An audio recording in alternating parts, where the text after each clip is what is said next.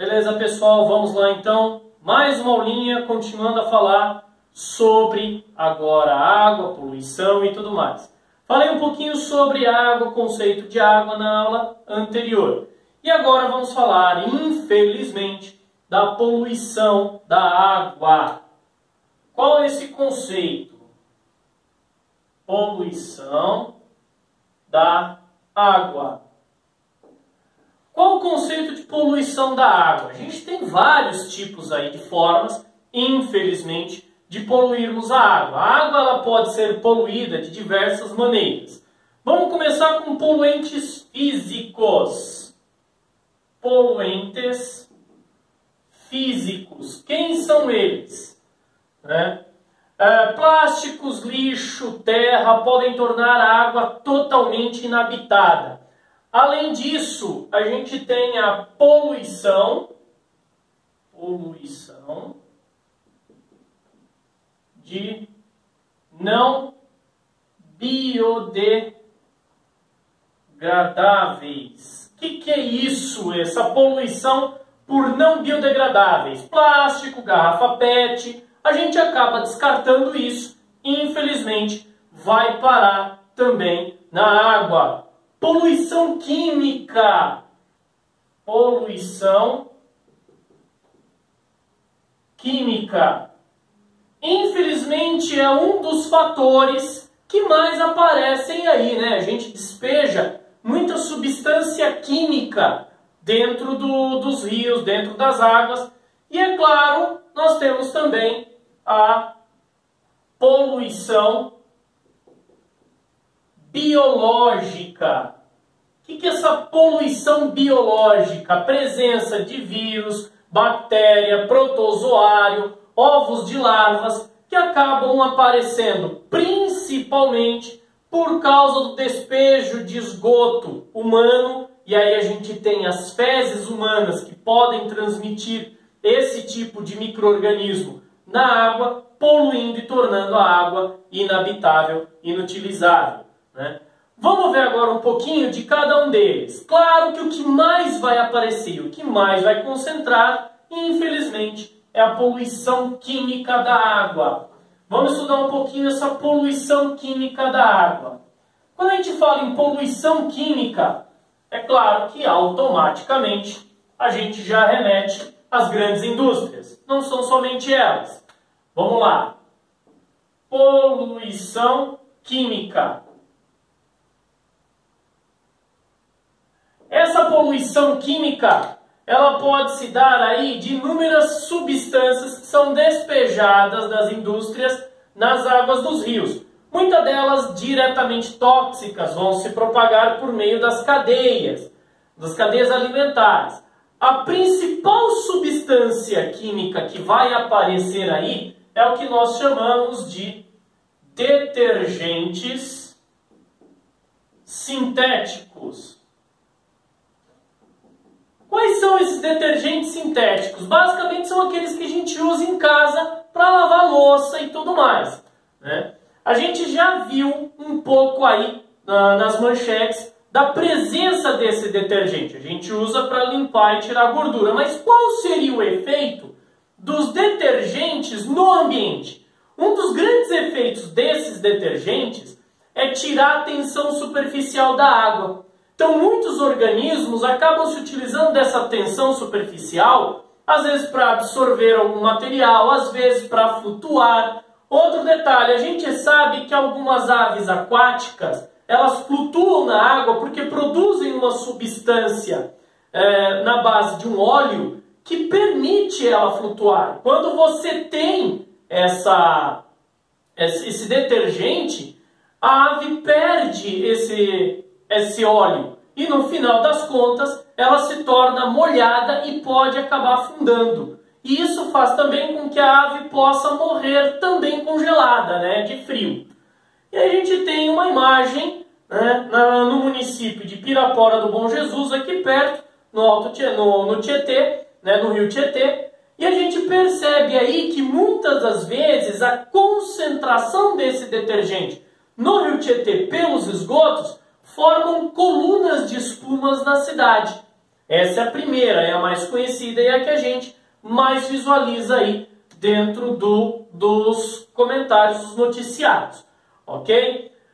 Concentração de DDT ao longo da cadeia. Primeiro de tudo, o que é o DDT? DDT, em resumo, é um inseticida que a gente usa para matar aí, insetos. Em grande quantidade, muitas vezes em larga escala, a gente acaba utilizando lavouras, em alguns lugares que tem plantação, a gente acaba utilizando esse tipo de inseticida. Né? Alguns produtos que a gente tinha de inseticida em casa também traziam essa fórmula do DDT. Mesmo em baixas quantidades, esse DDT ele vai se concentrando dentro da cadeia alimentar. Vamos ver um esquema. Olha lá, ó. Esse DDT vai parar às vezes no rio, às vezes numa plantação, é absorvido pelos micro-organismos e essa substância química ela fica presa dentro do organismo, presa dentro dos seus tecidos, que é absorvida pelos consumidores primários, secundários, terciários. E você vai vendo que cada vez que esses organismos vão se alimentando dos primeiros infectados, a substância vai se concentrando dentro dos seus tecidos. Resultado, quando você tem o último consumidor lá no final, o quaternário, ele já está tão infectado que ele não sobrevive. Ou muitas das vezes a gente se alimenta desse organismo e a gente acaba infectado também de forma indireta, tá? E aí esse texto basicamente é isso que eu falei para vocês. Então você tem a quantidade desses micro-organismos aí que absorvem o DDT, vai passando de nível em nível da cadeia e esse material ele não se perde, ele fica preso nos tecidos dos organismos. Vai se concentrando até que as outras infecções atinjam principalmente a nós mesmos, espécie humana. Tá? Petróleo, derramamento de petróleo, isso daí é muito importante, galera. Vamos lá. O petróleo, tão importante para nós e ao mesmo tempo tão destrutivo. Quantas e quantas vezes a gente não viu noticiários falando sobre o derramamento de petróleo? Às vezes a contaminação ocorre não só pelo derramamento, mas nos portos onde você tem a condução desse material, você tem também a lavagem dos tanques que carregam o petróleo para colocar o petróleo novo, não contaminado aí com impurezas. E esse tipo de petróleo que acaba, esse tipo de lavagem, ela acaba tirando também petróleo, jogando nos portos. Final das contas, você também tem a contaminação.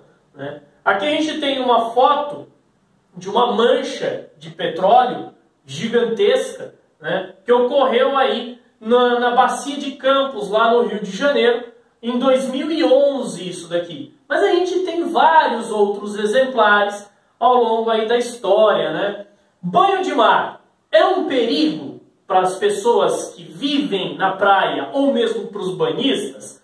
Dependendo da situação, pode ser um perigo sim. Por quê? Na história da humanidade, as cidades ribeirinhas sempre despejaram seu esgoto no mar. Isso quando a gente volta lá no grande passado, onde você tinha poucas pessoas no planeta. Aquela velha história. Você vai para uma praia deserta, só tem você na praia deserta. Então qual é o problema de você gerar o seu próprio esgoto e jogar no mar? Nenhum. Agora imagina que milhões de pessoas pensam como você e vão para essa praia deserta. São milhões de pessoas produzindo esgoto e jogando aí no mar próximo onde você está. Quando a gente vai na praia, muitas das vezes a gente vê essa canalização do esgoto passando por onde nós caminhamos, né? E muitas das vezes a gente acaba andando por cima desse esgoto e não percebe, né? Esse processo, infelizmente, é um fato e, é claro, pode trazer doenças, pode trazer micose, pode trazer várias situações para os banhistas. Para medir esse grau de infecção, o que a gente faz? Os centros de pesquisas eles vão fazer o levantamento de uma bactéria específica, chamada Escherichia coli. Essa bactéria ela está presente no intestino humano naturalmente.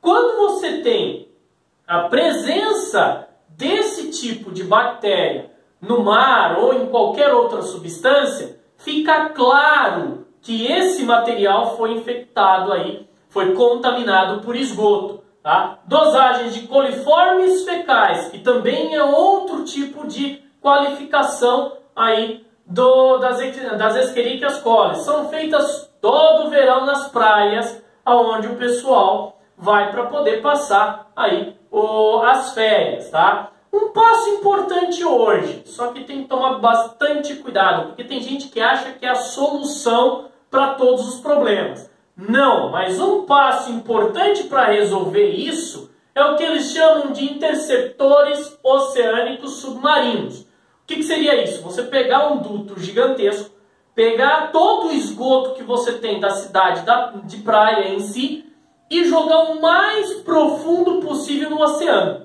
Então você jogar o mais longe no oceano possível, porque com a ideia de que o oceano é gigantesco, uma hora ele vai absorver esse tipo de esgoto. Mas é claro, é um paliativo, não é a resposta final. Qual que é a resposta final? Tratar o esgoto.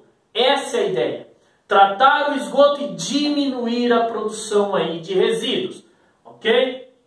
E aí a gente tem uma foto que mostra como isso acontece. Olha lá, uma praia, e muitas das vezes essa canalização aqui a gente visualiza na praia. Essa canalização nada mais é que esgoto sendo despejado na mesma praia que muitas das vezes a gente se banha.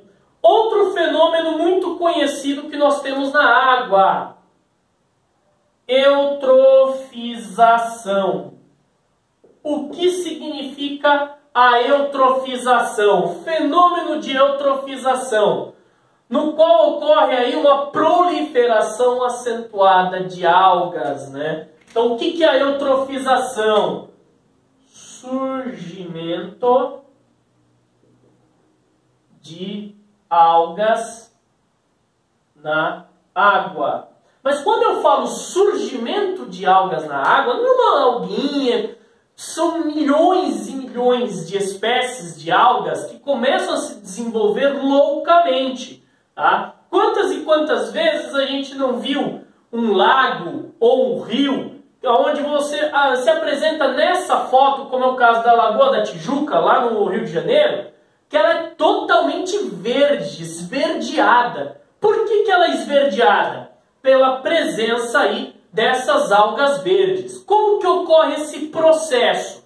O passo a passo para surgir o fenômeno conhecido como eutrofização é, primeiro, substâncias orgânicas que são despejadas em grande quantidade dentro dos rios ou dos lagos em si. Ocorre a decomposição desse material formando nitratos e fosfatos, que são nutrientes específicos para as algas. Ótimo! Deixei todo o alimento próprio para as algas. Segundo item, diante da maioria de disponibilidade de nutriente, as algas se multiplicam loucamente. Terceiro item, essas algas uma hora morrem, e ao morrerem, elas são aí decompostas por micro-organismos, cuja população aumenta graças à disponibilidade de alga, de alimento em si e nutrientes. Com tudo isso, o que sobra nesse lago? Sobra apenas resíduos tóxicos, ao qual deixa um mau cheiro muito ruim, micro-organismos anaeróbios, que são contaminantes e são preocupantes aí para as pessoas que estão no entorno e que podem acabar aí também se banhando e se utilizando dessa água, ok? Último conceito para passar para vocês. O que é o DBO? DBO, demanda bioquímica de oxigênio presente na água. Essa demanda é um cálculo que os cientistas fazem para perceber o quanto de infecção que você tem na água. Por quê? Quanto maior a quantidade de micro-organismos, menor é essa demanda bioquímica de oxigênio. Isso quer dizer, houve uma absorção maior desse oxigênio, tá? Alguns cuidados poderiam evitar essa degradação de rios e lagoas, como é o caso aí de você retirar, primeiro de tudo, os esgotos, parar com esse despejo de esgoto. Outra situação bem interessante, algumas lagoas têm essas fontes, né? Aqui é uma lagoa, é o Bosque dos Buritis lá em Goiânia. Mas aqui, o Parque do Ibirapuera tem esse tipo de fonte que traz aí a circulação de gases na água, que facilita a absorção de oxigênio na água e impede a proliferação de micro-organismos aí patógenos para a gente. Beleza, pessoal? Mais uma aulinha aí para a gente, que a gente acaba encerrando. Até mais!